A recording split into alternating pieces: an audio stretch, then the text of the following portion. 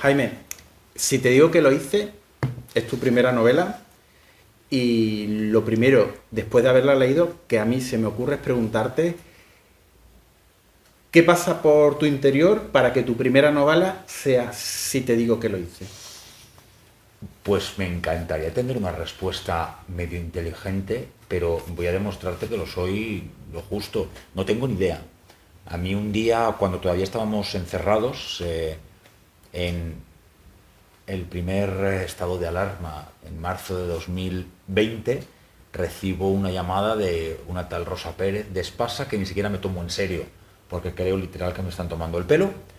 Finalmente descubro que sí es una editora de Espasa, que me está ofreciendo que escriba una novela, bueno, un poco la parte más prosaica, y cuando al final decido que me lanzo a esta historia, me siento, me pongo a escribir. La década de los 40, aparte de interesarme mucho, la estudié cuando acabé Historia del Arte, por cuestiones que tienen que ver con el patrimonio, pero que me llevaron a otras reflexiones, y empiezo a hablar de algo que creo es común a muchas, muchísimas mujeres de aquella época, que tiene mucho que ver con mi madre y que en parte es mi expiación o mi explicación de por qué mis hermanas y yo somos como somos. Yo tengo 4 hermanas, y cómo en sus formas de entender la vida y también la mía hay todavía cosas de aquella España, como a través de mis padres, muy diluido, han llegado a nosotros pequeños pedazos de oscuridad que intentamos quitarnos, que a mis sobrinos no han llegado, pero que han hecho mella. Yo creo que las dictaduras en general tratan de perpetuarse por medio de la educación. Desprograman cabezas para inocular en el espacio que creen que ha quedado vacío la que para ellos es la única manera de entender el mundo. Y eso pasó en España, como ha pasado en cualquier otro lugar en el que las dictaduras se han impuesto.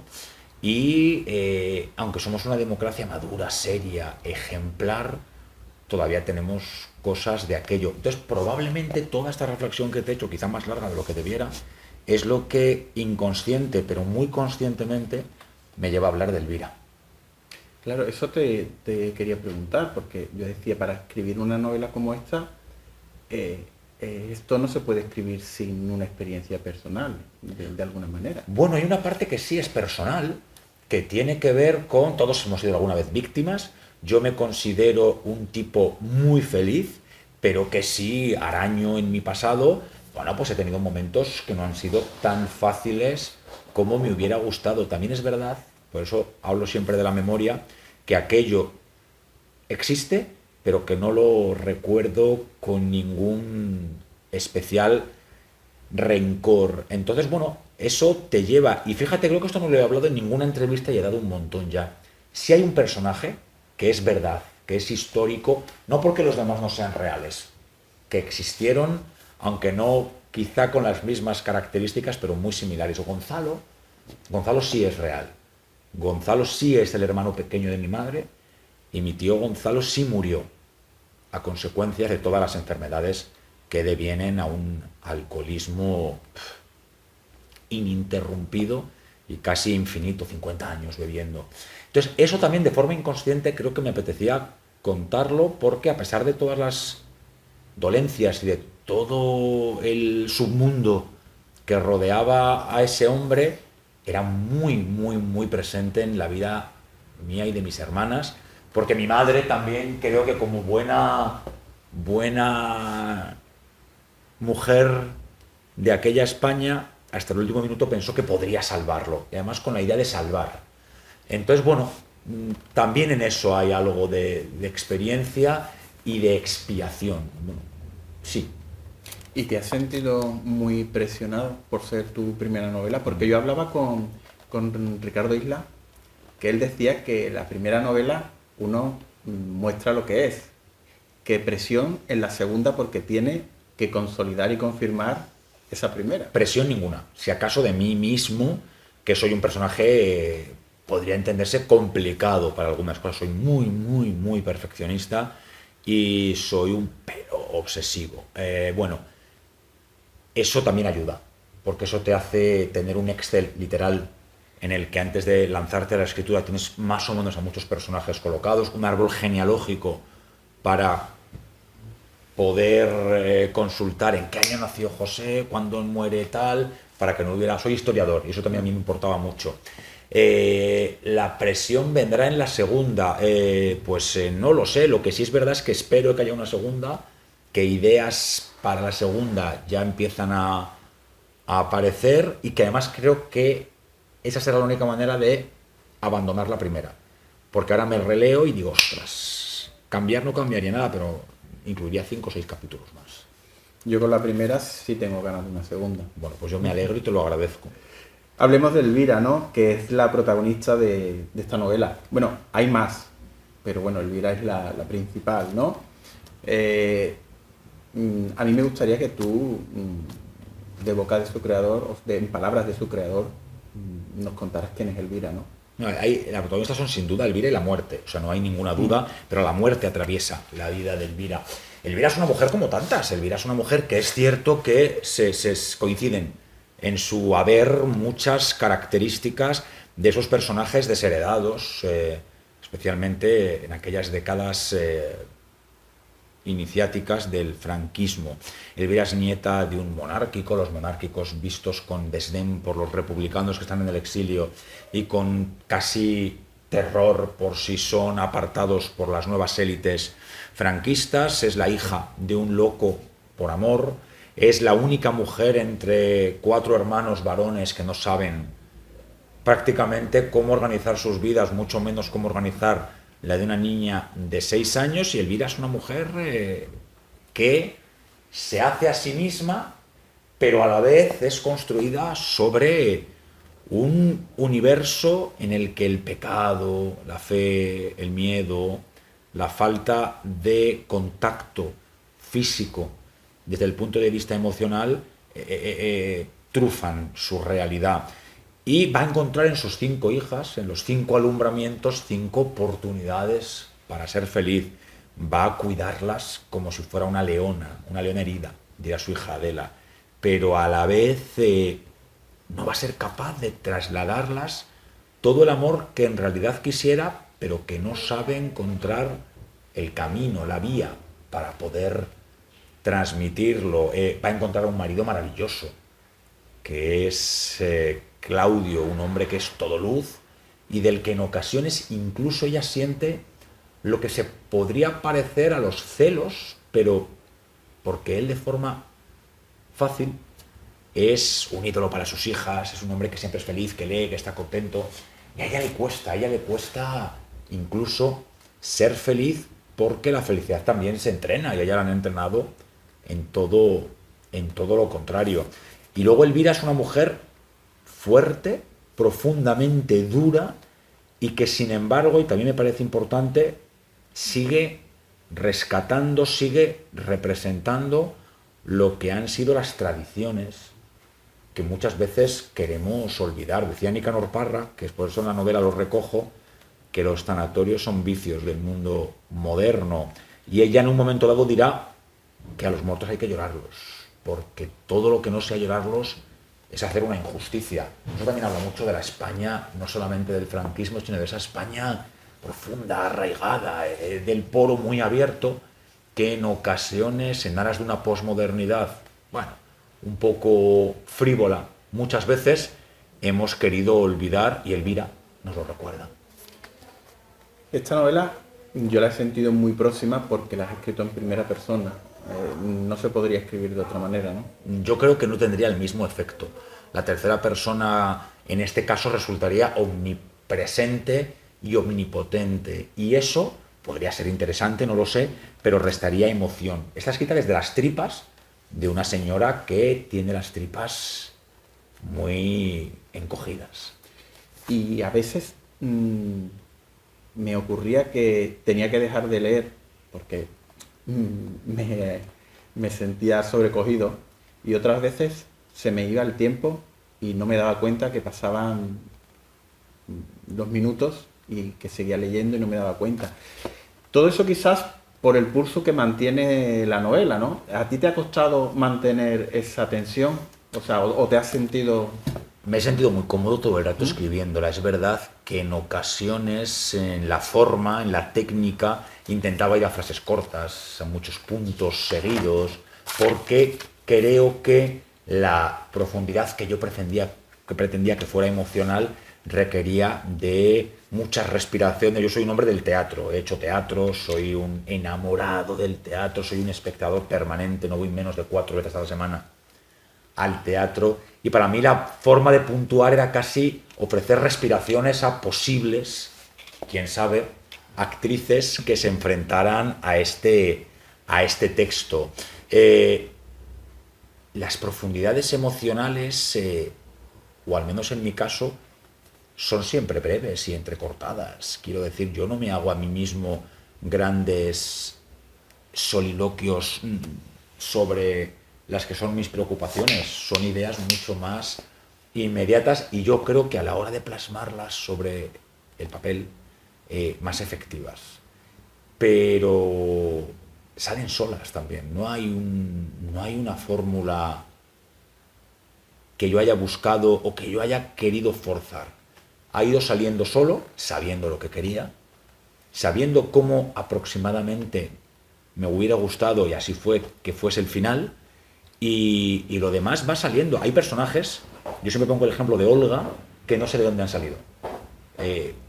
Surge y va creciendo, y me parecía que era estético o muy visual que fuera engordando va desarrollándose la novela, que vaya cocinando rosquillas, casi como un calendario de Adviento permanente, ¿no?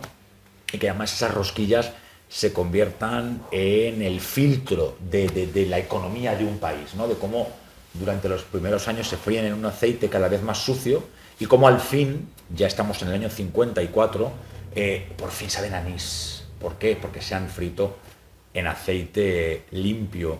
Es la pena o la dureza de la cotidianeidad. Yo creo que he leído mucho a Galdós, mucho. Y a mí personalmente lo que me fascina de Galdós es el saber recurrir a la pequeñez como síntoma de grandes temas. Y aquí he intentado llegar a eso, he intentado hablar de las uñas reblandecidas de Miguel por falta de zinc, y la falta de zinc por una malísima alimentación, y cómo esa pobre criatura que se va a llamar Victoria, su sobrina, aparte de que nace con los bronquios muy, muy blandos, mete el dedo y escarba en el yeso de la pared porque tiene una falta de calcio. Y estas son dolencias que estaban perfectamente tipificadas y organizadas en aquella España. Más allá de que la niña tuviese las comisuras blancas por el yeso que chupaba, hay toda una enseñanza, hay todo un discurso detrás de esto. Y algo muy estético, que también para mí era importante, que la estética, que lo visual acompañara permanentemente a la historia. Jaime, yo quería preguntarte, porque tengo curiosidad, una vez que terminas la novela, ¿qué sientes? Porque me pongo malo, literal. Porque yo he terminado la novela y para mí ha sido como ir ir marcha atrás y recorrer de espalda, o sea, de atrás hacia adelante todo lo que he leído. Y al final pienso en las madres, pienso en la suerte que tenemos por haber nacido 20 años después. Totalmente. En esa falta de amor, en la libertad, en muchas cosas, ¿no? Acabo la novela y me pongo malo, literal, 40 de fiebre, una afonía tremenda, y según mi médico esto era que había tenido las defensas completamente pendientes de que esto llegara a buen puerto. Y antes de poner el fin, yo quería poner un fin, por lo mismo, porque me parecía que era una reflexión muy visual. Llamó a Irene Escolar, grandísima actriz de teatro, de cine y muy amiga mía, para que me grabe el monólogo final, el de Adela, porque necesitaba escuchar a Adela, porque yo me había convertido en Elvira. Es más, cuando yo hablaba con mi editora de la novela, hablaba en primera persona como si realmente yo ya me hubiera transformado en Elvira, como si fuera uno de esos oyamas, ¿no?, que tiene Cristóbal en su casa y que eran los actores del kabuki japonés que asumían los roles femeninos. E inmediatamente después de que me baje la fiebre, un vacío enorme. Yo tengo mis trabajos, son 2, diputado, senador, escribo en El Confidencial, colaboro en Espejo Público, en Onda Cero, pero cada minuto que tenía libre escribía, y si los minutos eran muy breves, repasaba, corregía, porque hay escritores mucho mejores que yo, seguro, que escriben y vuelven al inicio para empezar a corregirse. Yo no era capaz de pasar una página sin tenerla perfectamente aprobada por lo que yo creo que tenían que ser los mínimos. Y te quedas con un vacío inmenso. Y entonces me dijo mi editora, de momento ve pensando en la segunda, que esa va a ser la mejor manera, como te decía, de abandonar esta historia, que sí me ha calado, porque además me lo creo mucho. Yo creo que el feminismo inclusivo es muy necesario y que el homenaje a las mujeres de aquella época sigue siendo obligatorio. Si hay algo que me ha gustado de esta novela también, de tantas cosas que tiene, es el estilo. Es tan íntimo, tan poético.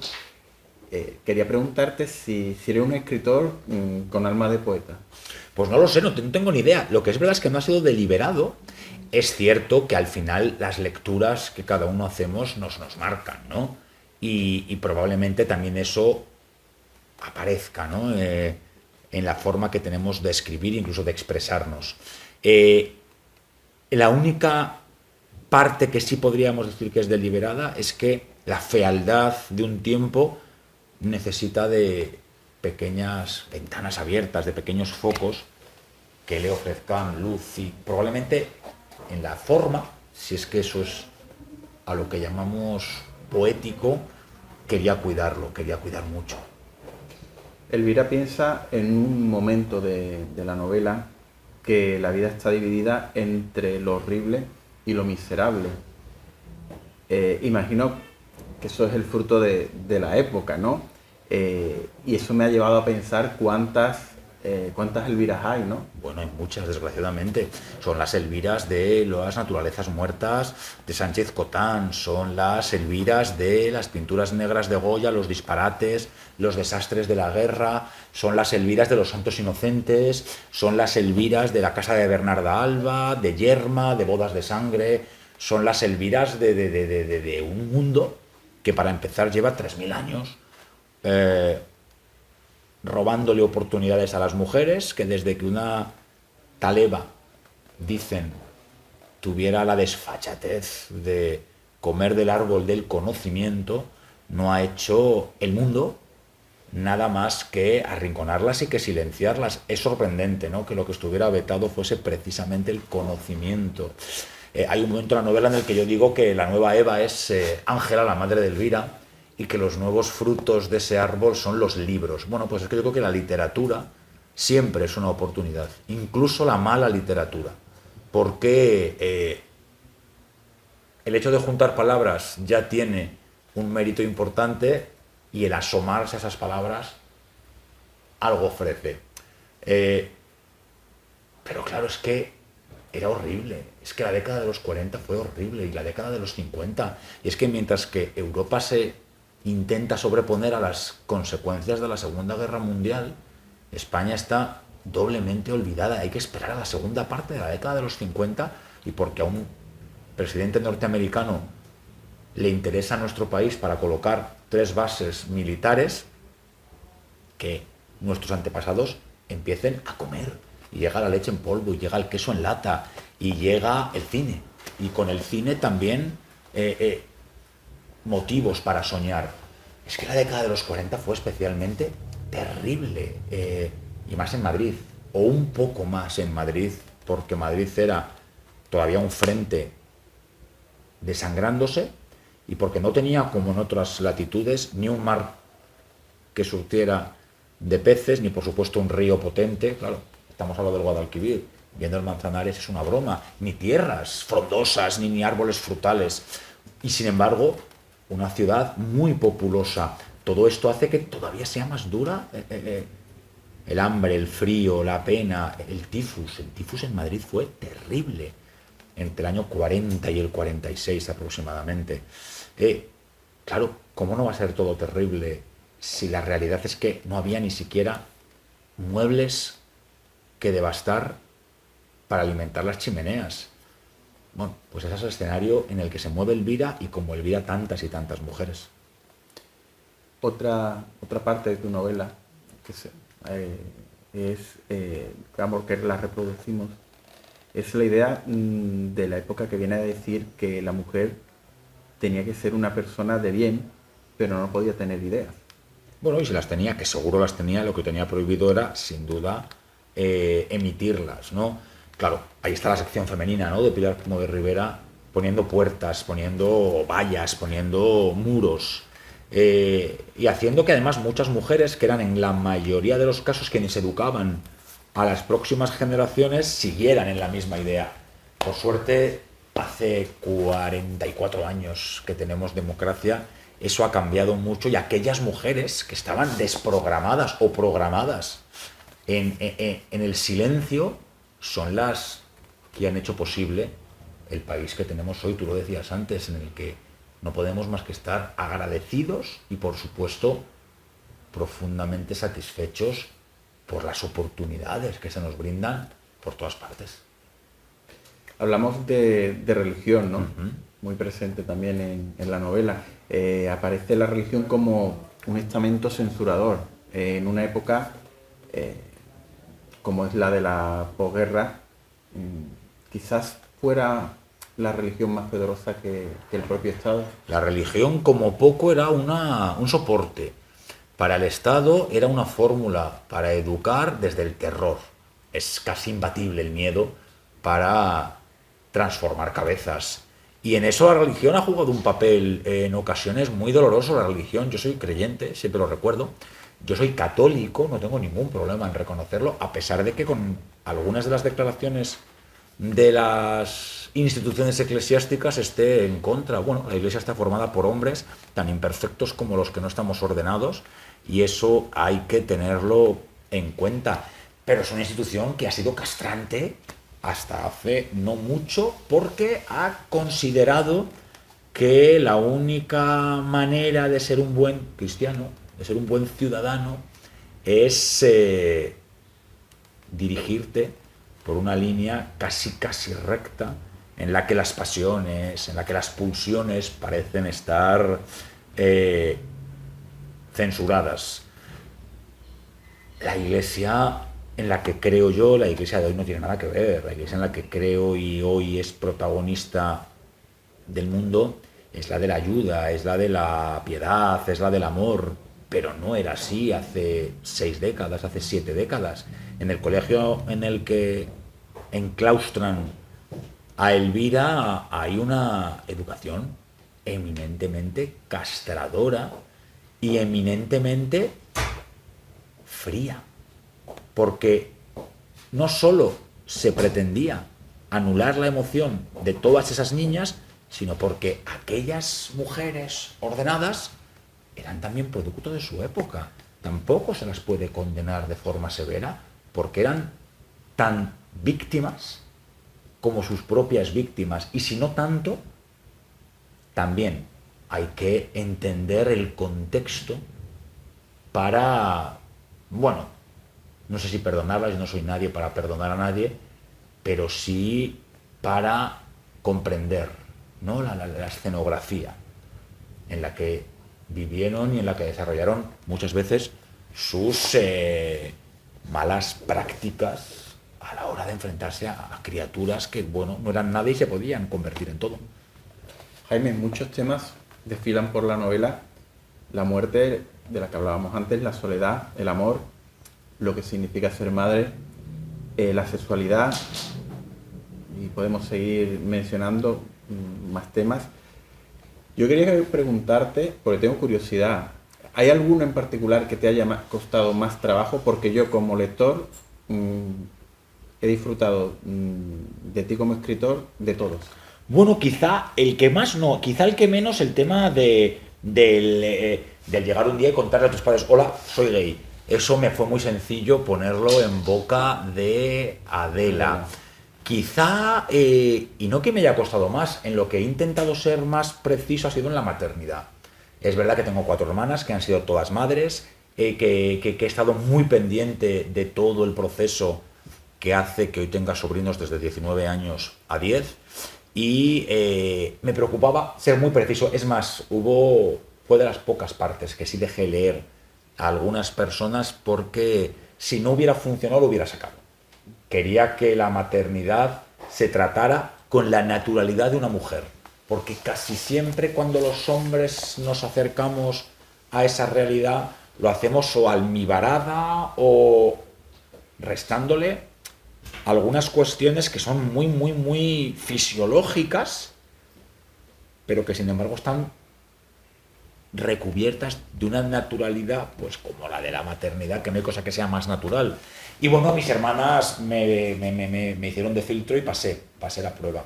Me gusta mucho como Adela le cuenta a su madre su sexualidad, porque creo recordar, espero no equivocarme, que se lo dice así, ¿no? Mamá, me gusta Victoria. Mamá, ¿Victoria no, a Virginia. Virginia. Y mamá, o sea, Elvira se queda helada porque a ella la han educado, la han enseñado que el amor entre iguales es pecaminoso. Pero después del rechazo que siente inconsciente por su hija, siente un rechazo por sí misma, por no ser lo suficientemente buena madre. Yo creo que es un proceso que han pasado muchos padres, muchas madres, muchos familiares que no estaban educados para entender algo que es absolutamente natural, pero que no tenemos que olvidar cuando somos severos con las personas a las que le cuesta entender según qué cosas, que hasta el año 1990, yo tenía 12 años, la Organización Mundial de la Salud consideraba que la homosexualidad era una enfermedad psiquiátrica. Entonces, ojo, seamos un poco menos injustos con los borricos, porque son lo que son, porque, esto lo decía Azaña, un país no se acuesta católico y se despierta ateo, y alguien no se despierta absolutamente en las antípodas de lo que es porque le enseñaron a ser así. Por eso para mí esta novela es un trabajo de memoria colectiva y también de empatía con los que no tienen la suerte de ser tan buenos, con los que no tienen la suerte de tener una educación tan sensible. Esto de Abel Sánchez, ¿no? De Unamuno. Claro, es que ser Abel es muy fácil. Es que ya, si Dios ya sabía que Abel era el bueno. Si es que lo jodido es ser Caín, ¿no? Entonces, claro, ¿por qué eres Caín? ¿De dónde viene esa ausencia de bondad o de bonomía absoluta? Bueno, pues yo creo que también eso hay que tenerlo en cuenta, porque los buenos de natural o los buenos desde el inicio, pues son maravillosos y hay que estar muy cerca de ellos, pero lo tienen más fácil que los que, y me incluyo, somos en cosas más Caínes que Abeles. Pues tus palabras me sirven para poner el final a la última pregunta, o sea, poner la última pregunta, y es que me ha parecido una novela muy femenina, pero que salta la figura de la mujer. Pero yo creo que es una novela muy femenina, pero que está hecha para que el hombre la aproveche y la lea. Yo creo que tiene diferentes niveles de lectura o diferentes perspectivas, y es creo que debe ser fácil para las mujeres de una época, porque según me dicen, se ven muy reflejadas en muchas cosas, pero es muy interesante sin duda para muchos hombres. No, para muchos hombres que desconocen cómo es el mundo de las mujeres, que a pesar de ser iguales a nosotros, tienen características distintas. A mí esto de la igualdad, que por supuesto no tengo nada mejor que hacer que seguir luchando por ella, no borra ni suprime nuestras diferencias. Es que sería absolutamente injusto y además inhumano, me atrevo a decir, que no habláramos de esas diferencias que además enriquecen la sociedad. Y aquí se están contando cosas que está muy bien recordarlas, pero incluso desde lo fisiológico, insisto, desde la hinchazón que supone en las últimas semanas de embarazo de las piernas, esa sepsis que padece Olga porque no es capaz de darle el pecho a su hija Virginia, o bueno, y esto lo dicen algunas amigas mías, lo que supone ser mujer en una época desde el punto de vista incluso estético, ¿no? De esto de a las mujeres se las quiere, además limpias, depiladas, perfectamente vestidas, porque incluso no solamente en España, sino en democracias con tanto recorrido como la norteamericana, la década de los 50 es la de las mujeres como soporte pecuniario de sus maridos, ¿no? Y al final, a través de cómo eran ellas, los machos ofrecían información de sus incluso fortunas. ¡Wow! Es que hay toda una búsqueda de porqués, solamente es una búsqueda. Hay tantas como personas que a mí me apetecía profundizar en ello, e insisto, a los hombres creo que les puede dar un escenario distinto. Yo como hombre, si te digo que, bueno, Que lo hice. como parte masculina, si te digo que una vez que termina la novela, te puedo resumir que mi frase de la novela es, una vez que la has leído, tarda en olvidarse la historia de Elvira. Qué bien. O al menos la semana que viene me seguiré acordando de Eso Elvira. es un piropazo, de verdad, porque yo creo que eso es lo bueno de las obras, desde cualquier perspectiva, ¿no? Que dejen algo de sello, de estela, ¿no? Y eso yo creo que es bonito. Sobre todo porque para la gente que lee, terminas una novela y empiezas otra. Pero ya te digo, si te digo que lo hice, la semana que viene seguiré pensando en Elvira y seguirá transmitiéndome sentimientos. Bueno, pues esto me genera más presión para la segunda, que antes hablábamos de cuánta presión ha habido en la primera. Poca, pero en la segunda. Bueno, pero en tu caso será una presión, pero para superarse. Bueno, como poco para hacer algo de lo que me siento orgulloso. Eso también es importante. Mm. Sí que es cierto que me gustaría, no tengo ni idea, pero que las ideas que me fluyen son masculinas. Y me gustaría hacer una historia absolutamente masculina. Para darle otra visión al mundo, ¿no? Para dar oportunidad a otras voces a contar cosas. Pues Jaime, muchísimas de gracias. verdad, felicidades. Un placer y nada, ahora a presentarla.